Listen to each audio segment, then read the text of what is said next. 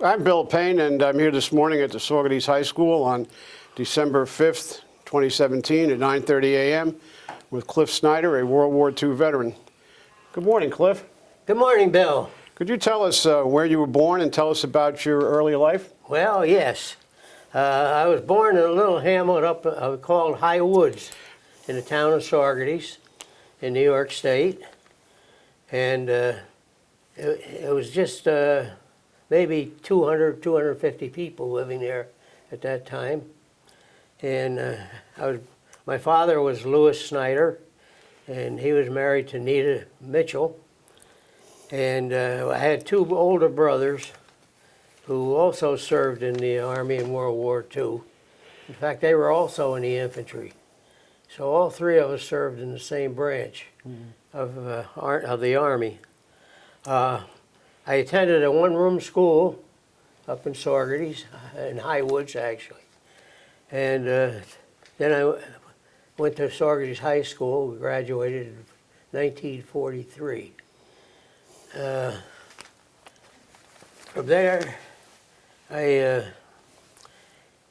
went to work in a paper mill for a short time in Saugerties, and I was inducted in the Army in May of 1944. Now, this happened, Cliff, if I remember, after, of course, the attack on Pearl Harbor. Yes. Could you tell us about what happened to you on December 7th? I was watching a championship football game on December the 7th, 1941. It was between Green Bay and Washington. And it just so happened back in those days, the passing game wasn't that great. It was just starting in football.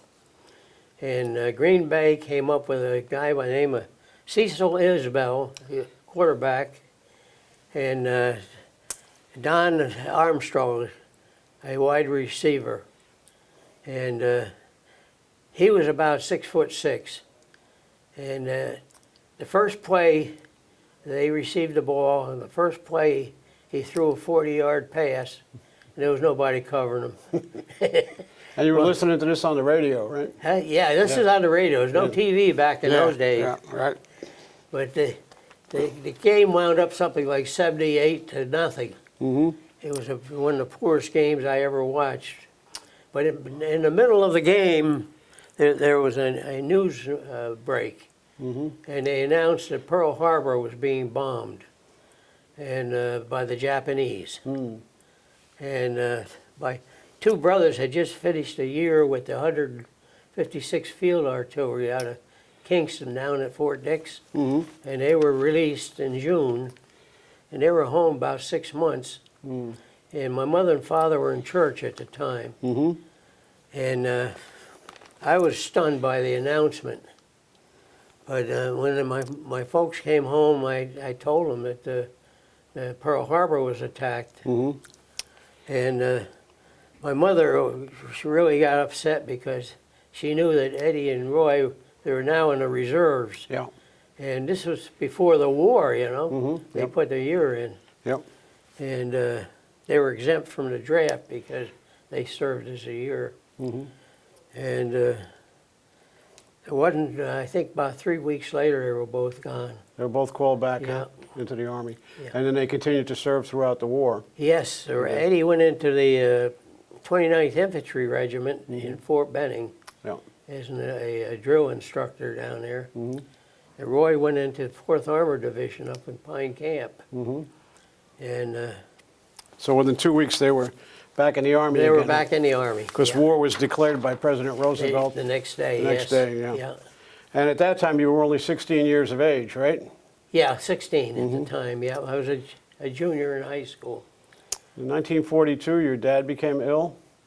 Yeah, Dad became ill. He had worked in the stone quarries, the blue stone quarries, and the dust got to him.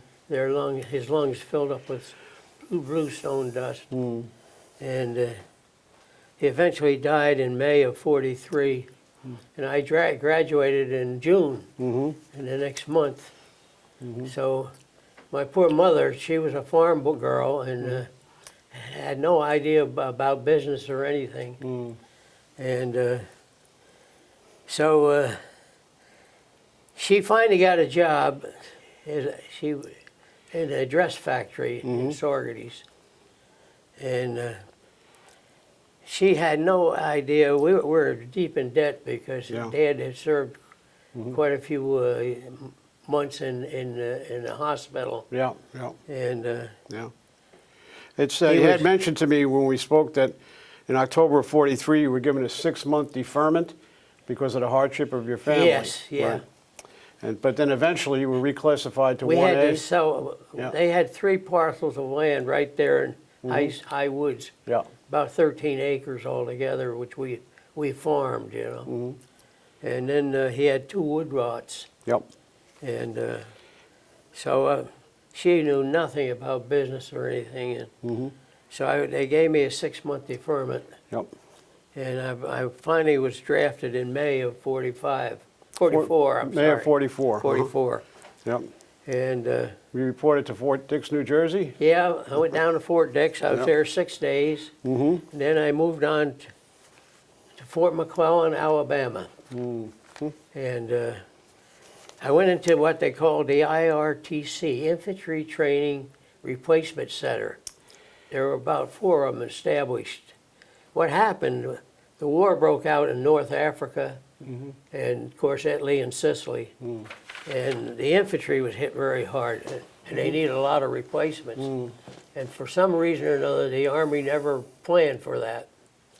And so they created these 4 locations for training, and it was a concentrated training period of 17 weeks. And then you went right overseas and you went right into a rifle company. And so I went down there, I was there 17 weeks. I got out in November of 44. I finished the training in 44. Yep.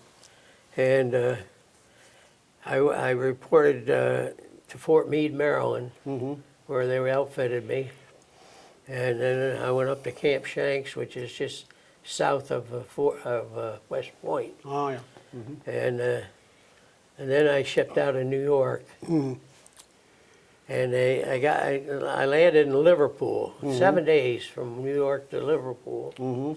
And then they put us on trains and sent us down to Southampton. And we got on a boat and over to Le Havre. And went up to the Fort Lucky Strike, they call it. Or Camp Lucky Strike, I forget now. Yep. And then they put me on a train and sent me up to Viviers, Belgium.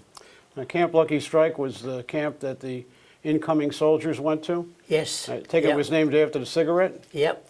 A Lucky Strike, 20 grand. There was 2 or 3 Yeah. camps named after cigarettes, yeah. Yeah. So you went to Viviers, Belgium? Yeah, and I was there. I got the Battle of the Bulge broke on December the 16th, 1944. And when we arrived there, it was on the 18th. And of course, we were on train for 2 days. Yeah. So we didn't know that the Battle of the Bulge had broken. And so we got the Viviers, and they were packing up. They were getting out of town because this was in Belgium, you know. Right. And they didn't know where the Germans were. You mentioned this was called a repo depot? A repo depot, yeah. Repo depot. A repo depot, That's yeah. where replacements went when they first got Yeah, into yeah. the combat zone, huh? Yeah. Right. So anyway, the next morning, they told us to fall out and stand in line, and you'd see vehicles coming down this little hill to the repo depot, and they'd have a sign or a note on the front of the windshield how many replacements they wanted. And they gave us our papers and that to carry to the company we went to. And this car came along, and me and another guy, and it was a D company of the 83rd Infantry Division, 330th Regiment. Yep. And there was a sign there too, so the 2 of us climbed in the Jeep and they took us to D Company. So what happens, when you go to a company, you usually get the worst job. And I wound up with a base plate of an 81 mortar. And the other guy did too. And those guys moved on to better jobs, you know. And we weren't too happy. No. But what happened, that next morning, the battalion commander had a meeting with all the company commanders, captains, you know. And the guy from D Company, where I was bragging about how he got 2 guys that were trained in IRTC. And the company commander from C Company, which was a rifle company, he jumped up and said, "What the hell is going on here?" He said, "You know, I just got 2 guys from the Air Force. They don't know which end of the rifle the shell comes out of, you know?" Yep. Well, the battalion commander said, "Look, you 2 guys trade." So that day I wound up in C Company. Wow. So I spent 1 day in D Company. 1 day. And you didn't have to carry the base plate for the mortar, No, which weighed about what? Probably 100 pounds? no, I think probably about 40. 40. That's still But a the lot of problem weight. was, Yeah. after you fire a few rounds of 80, the base plate is about a foot in the ground. And it's all recoil. muddy and dirty, and Yeah. Yeah. it's your responsibility to keep it clean and Yeah. have to carry it, you know. So you were a rifleman, and you got to be a rifleman. Yeah. Right? Yeah. So anyway, Let I me went- just mention the 83rd was originally a unit from Ohio, isn't that correct? Yes, it was. Yeah, okay. yeah. But at this point, they were taking replacements from everywhere. Yes, yes, Yeah, yeah. yeah, okay. Yeah, they were activated in Illinois, actually. In the I can't recall Yeah. the Yeah. plant or the fort they were at. Okay. So once you got into C Company, you were in the 2nd Squad, 2nd Platoon, C Company. Yeah, I went to the 2nd Squad, 2nd Platoon, and we had a First Lieutenant Phillipson, who came from Wisconsin. He was about 6'4", and he came over with the division. And he was wounded about D+14 or something like that, and hit in the leg with shrapnel. They sent him back to England. So that was 14 days after D-Day in June Yeah, yeah. 44. Okay, so they Yeah. sent him back to England? And Yeah. he was there until December recuperating. And he was about ready to go back to the company. And a major comes through with the doctors, and he said, the major said, "Look, Lieutenant, you're on your way back home." To the United He States. says, and Yeah. I think this was on like a Thursday or a Wednesday, in 2 days. There's a troop ship going back, and you're going to be on it. And so he had dinner that night, and he said, "I'm not going back. He said, I want to go back to my company." So that night, after dinner, he dressed up in his uniform, had a little satchel with what he had to carry, you know. And he walked down into the village where he was located, got on the train, and found his way down to Southampton. And he got in Southampton about 4 in the morning, and he had breakfast there. There was a mess hall that was open 24 hours a day.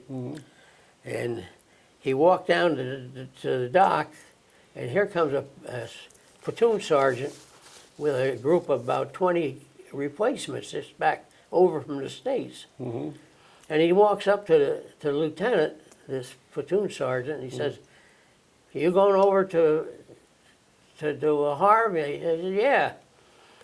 He handed him a clipboard and all the records of these 20 replacements, you know. So they get on an LST, and they went across. And when they're getting off the boat on the other side, another sergeant greets them. And being a first lieutenant, it was quite an impression, I guess, on the guy. He said, "Where are you heading for?" And he says, "I'm heading for Belgium." He says, "I'll get 2 buses. There's a train leaving in a half an hour." Now, they were supposed to go up to Lucky Strike, Yeah. but they never got there. So he took the 20 replacements, got on the bus, got on a train, and next thing you know, they were in Belgium. But that's another story. Yeah. Yeah, but he was there when I got there. He'd been there about a week or so. but he was a fantastic lieutenant. So But the battle- anyway, when I yeah. got to the platoon, I wound up as an ammo bearer for the BAR, the Browning automatic rifle. And the ammo bearer had to carry the ammo. Now, they were 20 clip, 20 shell clips. And when you carry 6 or 8 of them things in a vest, they got a little heavy, plus your pack. But anyway, I wound up as a ammo bearer for him, and then we were in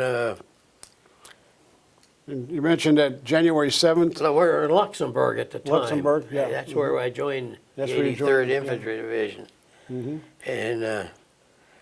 So you mentioned that January 7th, a patrol from the 83rd discovered the road junction to Behan was undefended. Yes. Yep, they said, I think it was the 31st Infantry Regiment. They sent a patrol up, an 8 or 6 man patrol. And there was a road junction just before Behan. And they discovered it was gone. They weren't defending it anymore, and they had been defending it quite heavily. Yep. So they came back and they reported it to division, and division decided, well, we're going to see if we can capture number one, the road junction, and there's a bridge leading into Behan. We captured a bridge and Behan itself. The bridge was very important. Yeah. Behan is spelled Bihain, but it's pronounced Behan. So anyway, they called on our division, our company, to attack Yep. Behan. So on the 9th of January, we moved out. The 1st Battalion was going to move up and capture Behan. But first we had to capture the road junction plus the bridge. And our company was assigned the assignment of capturing the road junction. And so we moved out about 4 o'clock in the morning, and it was snowing. It was foggy. The temperature was about 0, and it was really miserable. And the first squad of our platoon took the left side of the road, and the first platoon took the left side of the road, the 3rd platoon took the right side, and we were assigned to go down, walk the road. But if we got to the road junction and captured it, our assignment was to attack the bridge, move on and capture the bridge, and then establish a position in Behan itself. And everything went well. We walked up to, there was no opposition at all. We got the road junction, and then the company commander established a branch, the CP at the road junction. And our 2nd platoon moved on in, and we came to the bridge, and there was a guardhouse on the opposite end on the left side as you cross it. And there was smoke coming out of the chimney. So we moved up to it and opened the door, and there's one guard in there, and he's sound asleep. So we grabbed him quickly before he could get to the phone, and brought him outside. And Lieutenant Phillipson, who spoke German fluently, I don't know how he ever got to, I guess there was a German settlement where he lived in or something, because I guess his parents spoke German, and he could really speak it. He was about a 6'4", and he well built, He grabbed this poor guy, slammed him up against a wall, and he said, how many Germans are in this town? And the guy was stuttering, he couldn't hardly talk. And he said, he said, there's 15 here guarding the bridge, he said. But he said there's quite a large group at the end of the village. So he said, well, where are the 15? He said, well, in that building there's 5 or 6. In that building there may be 4 or 5. And off to the right was a farm. And he said, there's probably 5 or 6 out there. So right away he assigned our squad to the second. I was in the second squad. The first squad went to the left building. The second squad went to the building on the main road there. And the third squad went to the right, over to the farm. And they were all sleeping. These weren't the best soldiers in the world. This is towards the end of the war. And these guys have been fighting in wars all over, you know, Poland and Russia and all over. So anyway, we captured all of them. We didn't fire a shot. So we rushed them back to the bridge and we sent them back to the CP. And the plan was, once we established a position across the bridge, the A and B company would then move across. They were supposed to be following us, would move across and we'd attack beyond. Well, the sergeant went back with the prisoners, and he reported to the company commander. And the company commander says, well, the A and B company haven't arrived yet. Hold your position. Now, we only had about 40 guys across the bridge, you know. So our lieutenant wasn't too happy about that. So anyway, about 10 o'clock that morning, there was a patrol came across the meadow on the right side. And These were Germans, right? Yeah. German patrol. German patrol. Yep. Came up to the third squad on our right. And they challenged them. The Americans challenged them. And a fight broke out. And our third squad killed 8 of them. And they suffered one casualty, 1 death, and 2 wounded. So unfortunately, 2 of the guys escaped back into the village, so now they knew we were there. So 2 of the Germans escaped from the firefight. Yeah. Right. So anyway, about 10 o'clock that morning, they attacked us again. They came down the main street. They had a Mark IV tank and probably a platoon or 2 of infantry. And it was so foggy in that we didn't actually see them till they're only about 30 or 40 yards away when they came out of the fog. And we opened up on them, and the bazooka, the Mark IV, was all by itself, you know, and we knocked. They had quite a few casualties, and they finally pulled out. The Mark IV, backed out. The Mark IV tank opened up on your buildings, though, right? He opened up on the first squad. There was a little bend in the road, and that was the only building they could see. Yeah. And they had 2 of the guys up in the second floor, and one of them was killed. Yeah. And there was one on the ground that was hurt, wounded, you know. So you did have a bazooka, the anti-tank weapon? Well, we had, in the platoon, we had actually 2. Yep. And we had one on each side of the road. And but the tank didn't come down far enough for them to fire on it, you know. Bazooka rounds, if you hit in the track, you could knock the track off, or if you hit it from the side, you could possibly hit the fuel tank. And so anyway, the Mark IV pulled out and went back.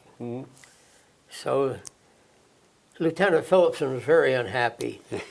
So he sent the sergeant back again to the company commander and said, "Look, we get, you know, they took the wounded back, and And he said, we've got to do something here. Where's A and B Company? He said, well, they still haven't arrived. But what he did, he sent 3 machine gun teams over with the sergeant. And they had 8 replacements coming in. And they sent them across.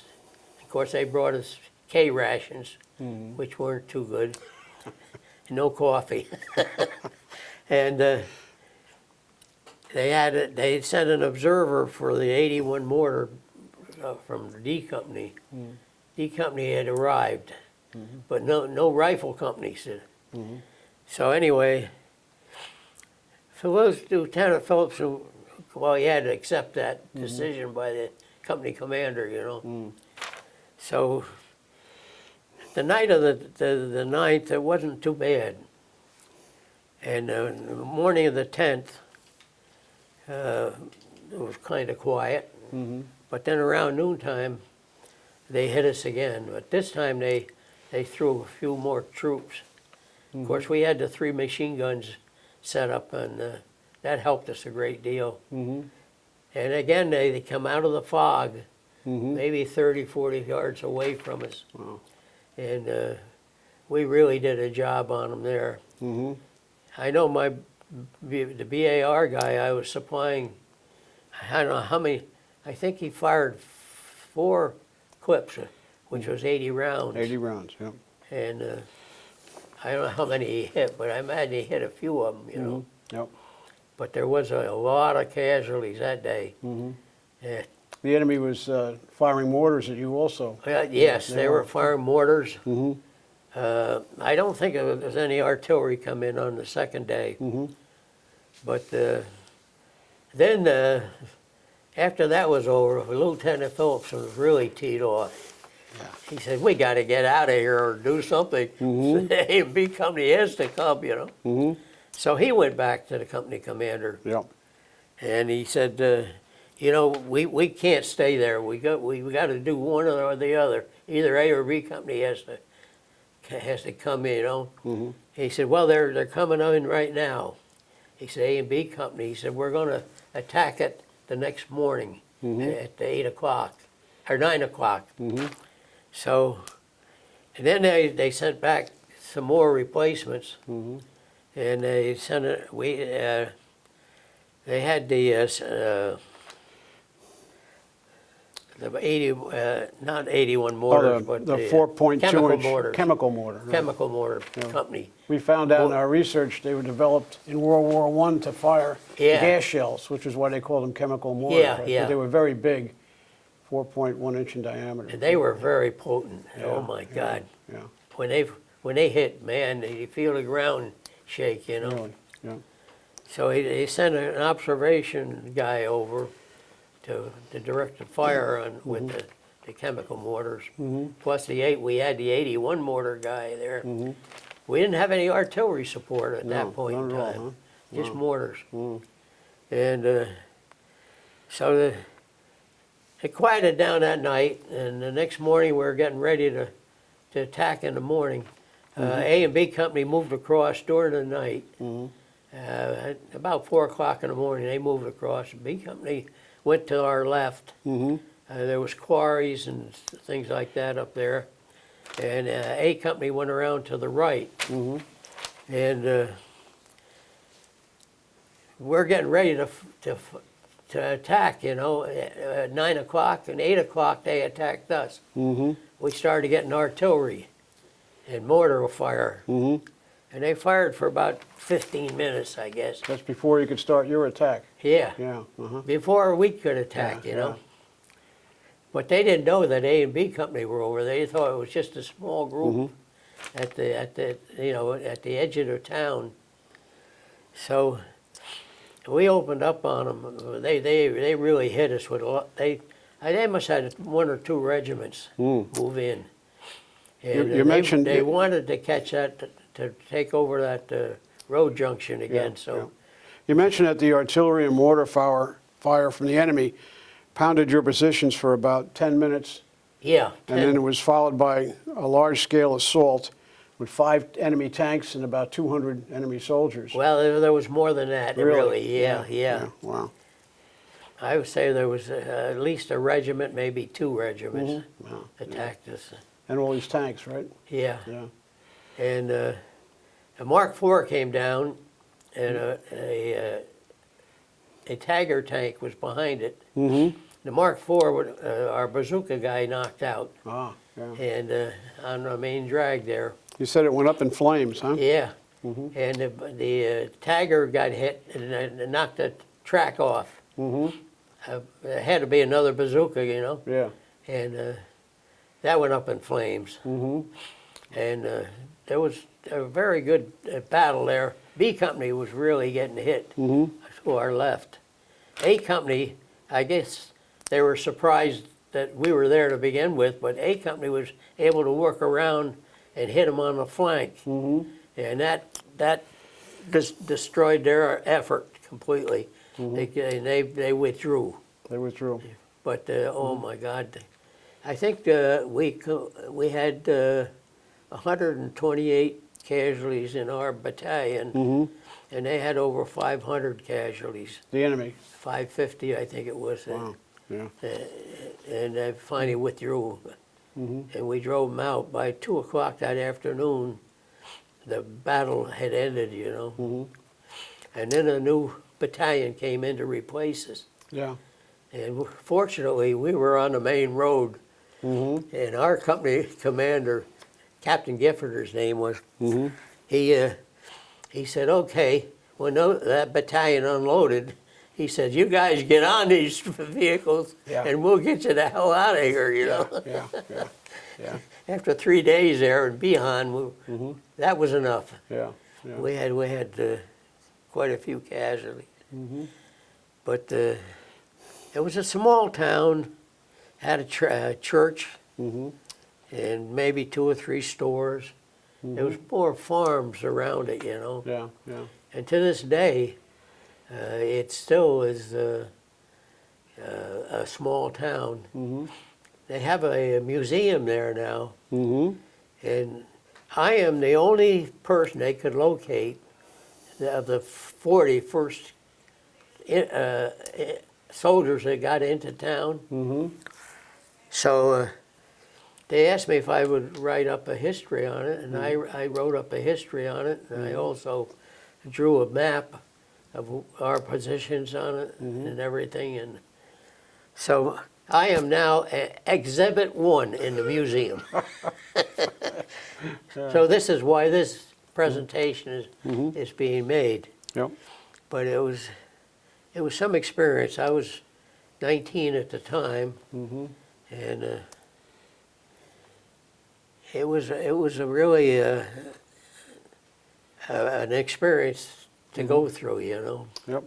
You mentioned in our talk that your son Cliff and his wife Colleen had visited there and taken many photographs of the area. Yes. And you also asked to pass along your heartfelt thanks to the people responsible for the commemoration honoring the valor and sacrifice of the 83rd Division, and for the museum in Bihan, which keeps the memory of the 83rd Division alive. Yes. And then you said, God bless you all. Cliff Snyder, Company C, 330th Infantry Regiment. Yeah. Yeah. Is there anything else you'd like to add to that? No, I feel bad that I never got over there after, you know. My son has been there 3 times. Yeah. He's going this year, it'll be the 4th. And last year they recreated the attack. And Yeah. he went over and I wrote it up for him. Yep. How it went and everything, and the map and everything. Yeah. And he directed the attack. Yeah. And Yeah. he was quite thrilled at that, you know. So then you continued on. We're not going to cover the rest of your military career in Europe, but you did continue on fighting all the way into the Harz Mountains in Germany, I believe. Yeah. We had 2 other campaigns, Yeah. and I wound up being a sergeant. I wound up we were fighting between the Ruhr and the Rhine. And the first attack we went into across the Ruhr River, our squad was hit very hard. Yeah. There was only 4 of us remaining out of the 12. Yeah. And the squad leader became a platoon sergeant, was killed. And he became the platoon sergeant. The assistant squad leader became the squad leader. And Lieutenant Phillips and I was standing there, and he says, "Snyder, you're now assistant squad leader." Oh. Take up a So moment. I wound up being a buck sergeant at 19. 19, wow. And a week later, or 3 days later, Yeah. Battershell, who was the squad leader then, his feet was frozen in the Battle of Bulge, and they were acting up. Yeah. So I moved up to squad leader. Now, actually, both of us were still PFCs. Right. Yeah. They were acting. But Yeah. there were so many casualties in our company, you know, that they couldn't get the sergeant stripes through quick enough. Yeah. When the war came to an end, you were in Europe, right? Yeah, we had crossed the Elbe River, and we were 40 miles from Berlin Yeah. when the war ended. Was there any talk of you being sent to the Pacific to fight against the Japanese? Oh, definitely. I Yeah, thought, we trained. Trained to do that. Oh, we trained all summer. Yeah. After our war was over. Our war ended May the 7th, actually. Then when you came back to the States, you and your 2 brothers all came home? Yep. Oh, okay. I'm glad They you- came ahead of me because they were in before me, and Yeah. they had quite an experience I there. bet, yeah. And Well, I want to thank you very much, Phil, well, thank you. Cliff, for your I appreciate service and for being a member of our Legion, and thank you very much. it. Thank you. Good.